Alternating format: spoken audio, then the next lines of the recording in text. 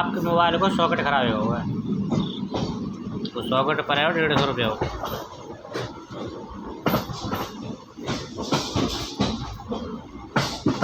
क्योंकि आप सोए गए थे, हमने भी ट्राई करो तो।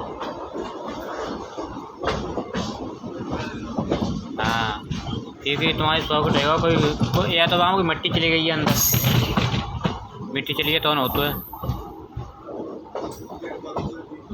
हाँ तो सही है।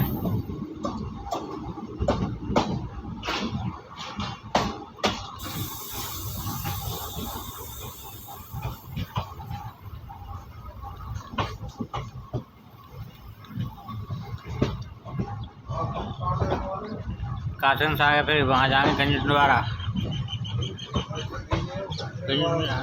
गंज द्वारा फिर आगे जाएंगे अपने रिक्शा से सुरपड़ा। हाँ, सुरपड़ा के पास है गाँव।